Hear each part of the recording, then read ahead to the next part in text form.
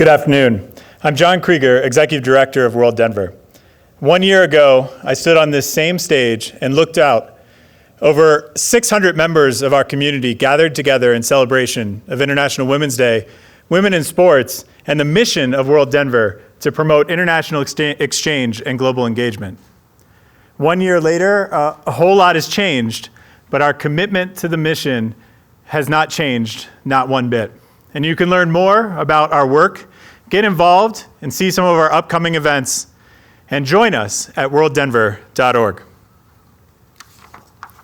Now, before I present our keynote conversation, and I'm so excited for everyone to see this conversation, allow me to take a brief moment to thank some of the talented and dedicated women who worked hard over the last several months and so many Zoom calls to make this event happen, including our entire International Women's Day event committee and the amazing staff of WorldDenver, especially Director of Development and Communications, Lauren Oska, and Membership and Events Coordinator, Talia Reynolds. And of course, to our event chairs, Ambassador Catherine Ebert-Gray and Jamie Landers. Where would we be without our event chairs? Finally, thank you once again to our sponsors, presenting sponsor Lockheed Martin, who were valuable partners and thought leaders throughout the entire planning and execution of this event. And to the Medal of Honor panel sponsor, Cigna, whose support made it possible to bring together that all-star panel of women who lead in national security. And thank you once again to all the companies, to all the corporations, to all the individuals, to everybody, all the classroom sponsors whose support not only made this event possible, but will also fuel our mission all year round. With that, I'm proud to present our keynote conversation. It's a perfect culmination for our program and the complement to the broad array of women leaders who we've been so fortunate to hear from today.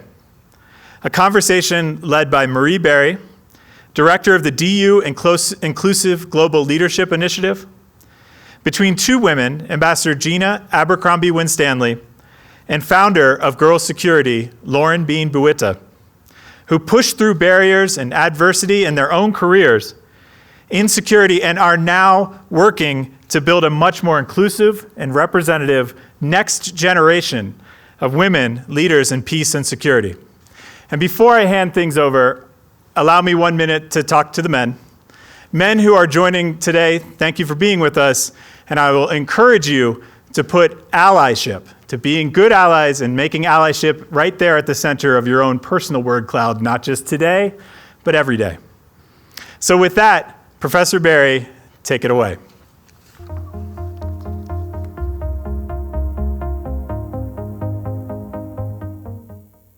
Good afternoon. I'm Marie Berry, Associate Professor and Director of the Inclusive Global Leadership Initiative at the Joseph Korbel School of International Studies at the University of Denver. I'm pleased to welcome you to the International Women's Day keynote conversation on building the next generation of women in peace and security. I'm delighted to be here with Ambassador Gina Abercrombie-Winstanley, a career ambassador and co-founder of the Leadership Council on Women in National Security, along with Lauren Bean Buitta, founder and CEO of Girls Security. Let's get started.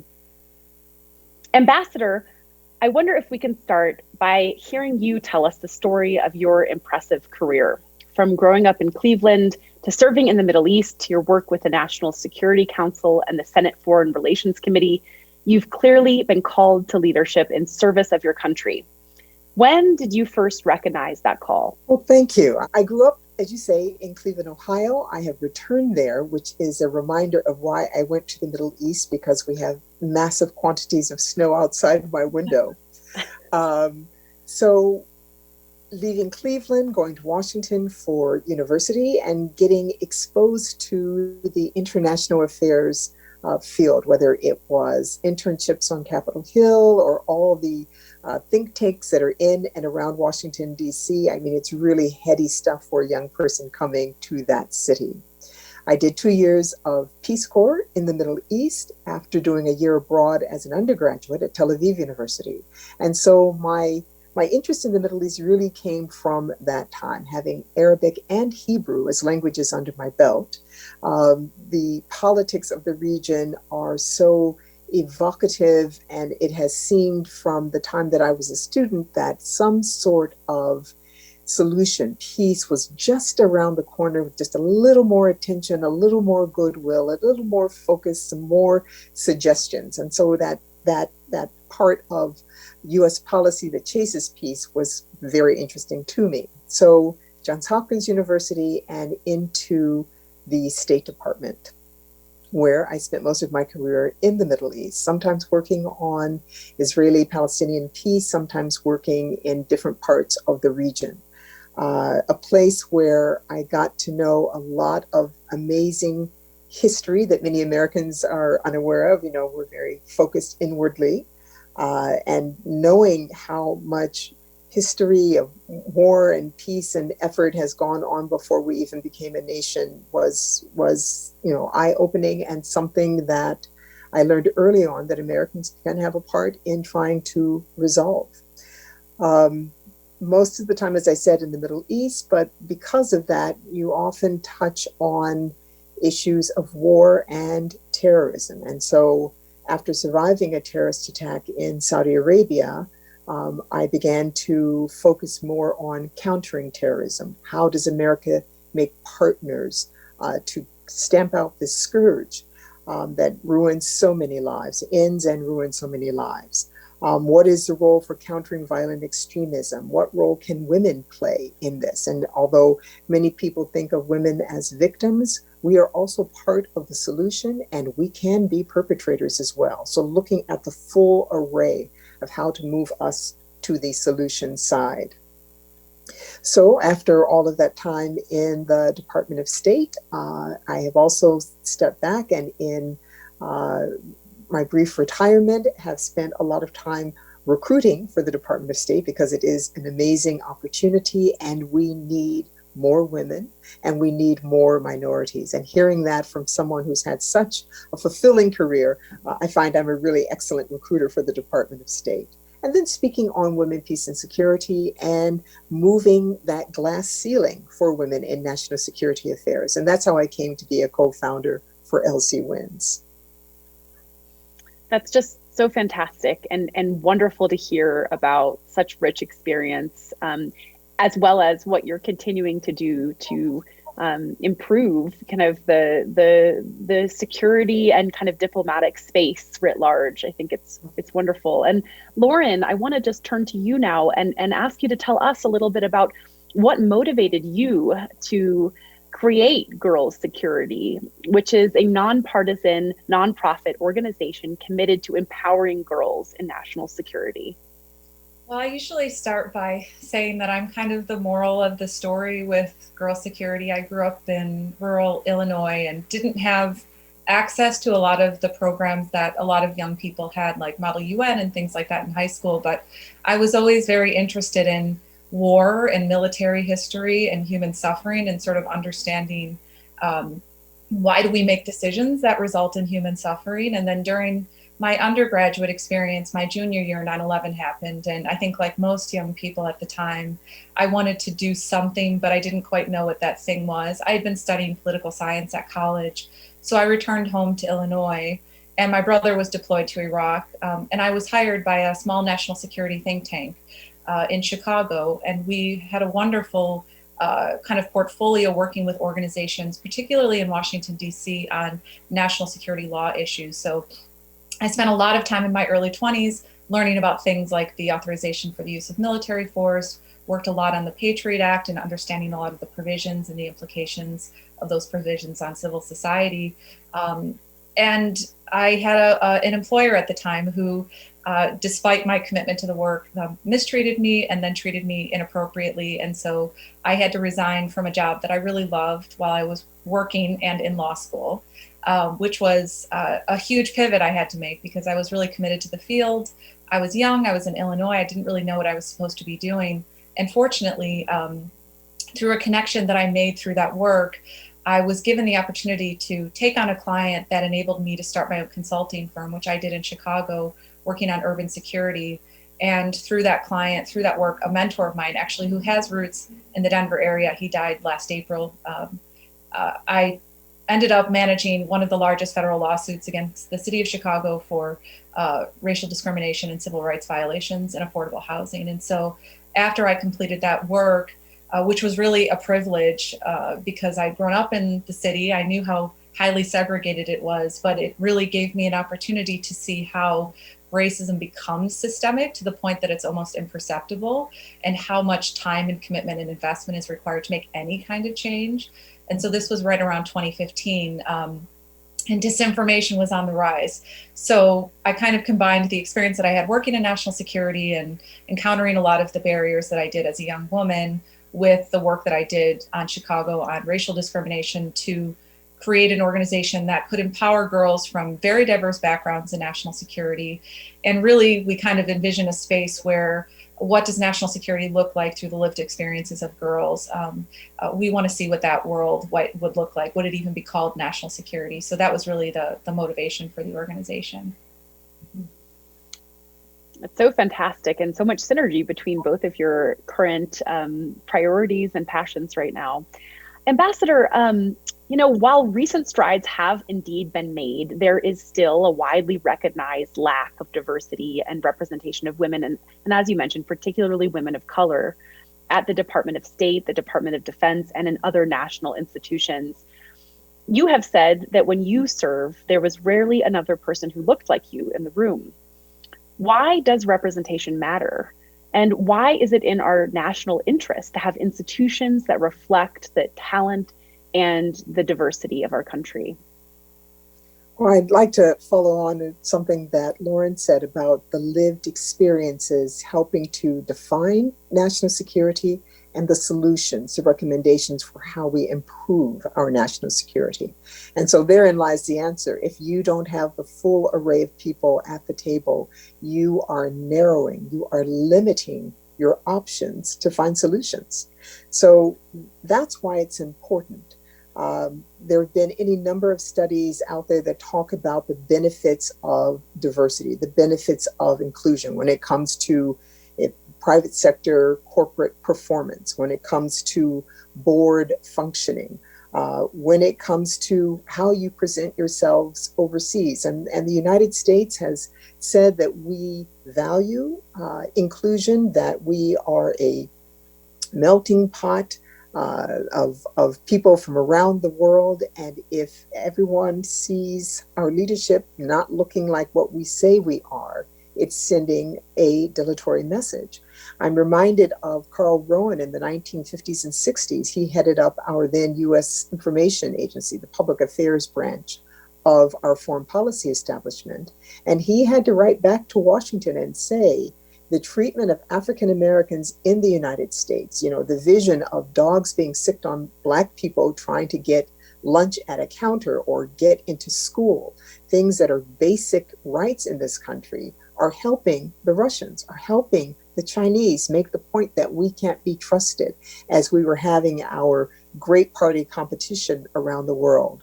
Well, the reality is he was right, and this continues to be right. As you can see from the murder of George Floyd last May, the whole world watches and sees what we do, how we're treating minorities, how we're treating women. And as this administration takes steps forward, the accountability for them to do what they say they want to do, right now it looks great, and we are hoping it will continue that way. And that means we as women and minorities need to be in the room. It's good for the United States. It's good for national security. It's a no-brainer. Absolutely. I couldn't agree more. And Lauren, really, at the core of girls' security is an effort to begin to close some of these gaps in representation across the security field. I love this idea that girls' security is creating the first of its kind pipeline for women in national security. So I'm wondering if you could tell us how you identify this next generation of diverse women leaders and give them the tools, the resources, and the confidence to break through barriers and ascend in traditionally male and traditionally white male dominated fields. Yeah, it's I think it's one of those challenges where we've tried to take an approach of kind of reflecting the openness of the field. In other words, national security continues to be a very partisan notion across the country, as we've seen.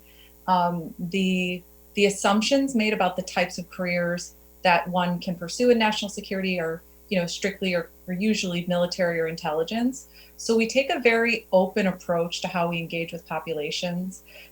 We kind of seed a grassroots model in the sense that prior to the pandemic, we're actually traveling across the country and working with girls in communities in diverse areas. We're mindfully trying to cultivate an ecosystem of girls who, let's say in the south side of Chicago, can talk about what security means to them versus girls in a more rural area, and kind of building consensus around some of those shared experiences, but also understanding the different unique experiences of security from girls from different populations. So we really just open up a discourse with girls. We actually start every conversation with, what does national security mean to you? And through that question, we really develop an understanding of their perceptions. And so we provide them with learning, all of which is equity and trauma informed. We work with adolescent mental health professionals to scale all of our work. So we basically, create some learning modules, some foundations of national security so that they understand the basics of how primarily modern national security has been defined through the lens of white men, as you noted. And then we really empower them with skills-based training. So we take very high-level training that's been typically only available to men, things like strategy and innovation. And we scaffold those skill sets for girls. Everything is non-technical, everything is accessible. We didn't want lack of access to be an impediment to the type of training that we provide. And really our goal is to say to girls, these are things that you do every single day. You wake up every day and you secure yourself in a society that fails to secure you. You're already really good at security. So let's just take these aptitudes that you have and draw them out a little bit. And then our mentor network is really, such an axis of the work. We have a nationwide mentor network of women from all of the country, from all different national security backgrounds, and they commit to 6 months of mentoring a girl or young woman at that really key intervention point of junior, senior year of high school, first and second year undergrad. And then also through partnerships, we partner with Women of Color Advancing Peace and Security, and other dedicated organizations, amazing women of the intelligence community, who can work with us to create, I think, not just a single pipeline, but many pipelines, because national security's pathways are so varied that we really want girls to kind of find their own space into national security, and for us to be really kind of the service provider and say, here are the skills and support that you need to advance into national security's many pathways. So terrific and so important. And it reminds me that, as you ask all of the participants in girls' security, what does national security mean to you? I think so many people think of national security as the military, or as, nuclear weapons, or the threat of militarized attacks. But, this year in particular, at least for me, I mean, we're seeing, we're living in a global pandemic, right? We are watching on the news catastrophic climate change related disasters. We are witnessing the rise of political extremism. And I think all of these things have really shown in clear terms that security means a lot more than bombs and tanks. I'm wondering if both of you can talk a little bit about the different facets that go into security and that go into keeping every person, not only in our country, but in our world, safe. And how does gender matter for this process? Lauren, do you want to start this time? I'm happy to start. I think something that you said, Ambassador, made me think of something that one of the remarkable women who's an advisor, Sue Gordon, who was formerly head of ODNI, said, which was that Russia achieved what it sought to achieve without launching a missile or raising a weapon over the last several years in the United States, in terms of disrupting our democracy and really weaponizing racial and gender narratives around national security. And so, at least through girl security's lens, identity is, if we ask what is national security, then we talk about how does your identity shape your security experiences. So for us, identity, race, and gender are so foundational to the work that we're doing, even more so now where we will not talk about racism or misogyny and toxic masculinity within our program. Because I think from our vantage point is, you have these highly gendered racist threats like disinformation, cybersecurity, AI, deepfakes. Girls are literally on the front lines, and girls of color have very different experiences, many of which we talk a lot about in girl security. So for us, there is this very important moment in time where if we don't empower girls with a security understanding, we really risk some backslide in other empowerment initiatives that have been developed to advance girls and women. And I think some of the threats that we see in the national security space, some of which I mentioned, like disinformation and deepfakes, risk not only to impact girls and women now, so we're not just talking about national security, we're talking about democracy and equity and equality globally, but it impacts their lives in the future workforce. If you're a woman who's a political leader and you're afraid of being harassed or doxxed online, as a girl or young woman, you might see this and find that to be a deterrent. In the military, the sexual assault and the doxing and the harassment of women service members is rampant. Again, as a girl or young woman, you might see this and find this to be a deterrent. Same thing in cybersecurity. If we don't talk about these issues now and make them central to our national security discourse, I think as well as policy changes and advancements, both on government and industry, we really risk depriving girls of all the benefits that technology can afford, as well as all of the benefits that kind of a reawakening can afford, if that's where we agree we might be in the United States. And so for us, really centering girls' voices at the heart of how we're talking about national security is timely and time sensitive, I guess, as well, is how I'd say it. Absolutely. Couldn't agree more. I would add to that while it might be convenient that there is a false hard line drawn between domestic and foreign with regard to national security. The typical definition is strong military, strong economy. But when you boil it down to its basic, it is the life and livelihood of the citizen.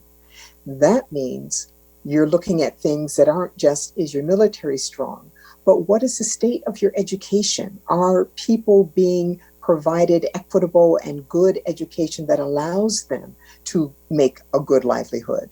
What is it with regard to gun violence or health? And we see that with the pandemic, the inequities of access to health care has stripped it away from all of our eyes. Many people who were dealing with it knew about the inequities, but now all of us know about the inequities. And all of these are national security issues, particularly education and gun violence. And then you think about, how many deaths we used to suffer in the United States with regard to, drink driving, and that it was women who got together and said, we have to do something about this. And if you're boiling it down to the life and livelihoods, then car accidents count. That's why women have a very strong primal role with regard to gun violence issues. And I believe are going to be that foundation that gets the change needed that is going to improve the lives of American citizens. And so, they look like domestic issues, but the fact is when you're looking at life expectancy and financial health, those are national security issues, and absolutely these things come to bear. And women have a strong role because I don't want to say we think about these things more because it isn't necessarily, but we do. Ambassador and Lauren, I couldn't agree more. My research focuses on the impact of war on women. And so often we assume that the threats women face are coming from armed actors. And yet in the hundreds of women that I've met with over the years in places like Rwanda or Bosnia or Colombia or Nepal, so often the security threat is their inability to find clean water, their inability to feel safe within their own home, within their own family, right? All of these issues are security issues, and I just want to commend you both for making that so clear to this new generation of women and other minorities that are hopefully going to end up in the security field as a whole. And so, to really wrap it up, because we have so many classrooms tuning in today, so many students, and I think all of your wisdom is so relevant for them. And I'm wondering if you could kind of give some specific advice to a student or a young person who is just starting to think about a career in security or in public service, perhaps even more broadly. I have a quote. I'm almost embarrassed that it took me as long to find it, but when I did, I absolutely internalized it, and it has made a huge difference in how I live my life and how much I enjoy it. And the quote is from a little book, 84 pages, 86 pages long, chapter 4, and it is, "What would you do if you were not afraid?" And if you hold that, you will find yourself making choices that are really good for you, choices that are going to push you beyond what you think you might be able to do. If you just do what you really want to do, focus, find your path, your joy in life, and don't worry about the fear that comes with it, but it can propel you forward. What would you do if you weren't afraid? Then do that. I think I'm going to take that advice as well. I was going to say that's fantastic advice. That's really wonderful advice. Thank you. I suppose I would probably send someone to girlsecurity.org if anyone is watching and is interested in the space and you're looking for support. That's why we're here, is to provide that kind of support for career interest and to really kind of peek your head into the field and figure out what types of subject matters one might focus on in college, the types of internships. But I would also encourage young people to be okay with non-traditional pathways and non-traditional studies. Things that we talk a lot about at Girl Security is that, women's war poetry can tell you as much about strategy as some of the traditional doctrine. But really that just recognizing that, people in positions of power tend to write the history, and that has been the case certainly with respect to national security. And so really trusting your voice, your experiences, how unique they might feel at the time, it's likely that anyone can benefit from the narrative of others. So feeling confident in sharing your story, feeling confident in the expertise that you might develop from any part of the United States, from any background that you might have, and understanding that there's a place for it and that we need it in national security, which I think many people overlook as it's the most powerful political realm, not only in the United States, but the world. And so having more voices, as the ambassador noted, more diversity of voices is going to be quite transformative. Thank you both so much. I want to ask if there's anything else you'd like to share with our audience tonight or this afternoon. Anything else?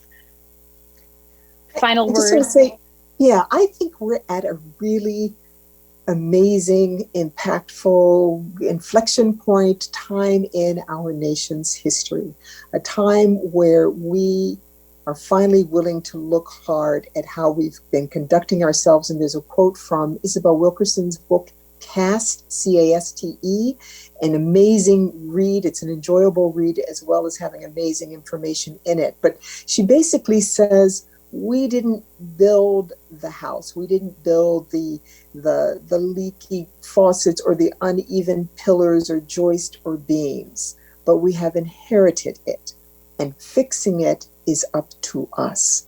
And so we are at this time now where, generally speaking, we are agreed we must fix it. And that means holding ourselves accountable and holding our leadership accountable. So do not be afraid to join these organizations, gather your voices together and speak up and speak out as women, as minorities, and as allies. We have to do this together. But we have a chance to make real change right now. This is an exciting time to be in America and to be in the national security space. I totally agree and love that so much. So I just want to end it on, I don't need to reiterate, that was brilliant. So let's, that's a good final, good period. Great minds. Absolutely. Well, thank you both so much for your time. And to all of you watching, happy International Women's Day.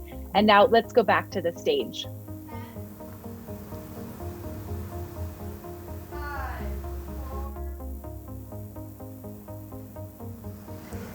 Well, that's our program.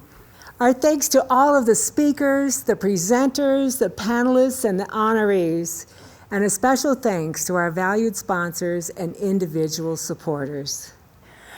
I'd also like to take a moment on behalf of everyone here to thank all of the staff and production crew with us today in the Sewell Ballroom for our live broadcast from the Denver Center for Performing Arts. The full video from today's program will be posted on the WorldDenver website and our YouTube page. I'd also like to remind you to join us on March 18th for Forging New Paths in National Security discussion and to continue today's conversation. Please share this event with others throughout your friends, your family, and your social networks on worlddenver.org. We'll all be together again next year to celebrate International Women's Day 2022. In the meantime, register for our upcoming events at WorldDenver, become a member, or make a donation to show your support for international exchange and global engagement at worlddenver.org. Thanks again, and have a wonderful International Women's Day. With your quiet voice.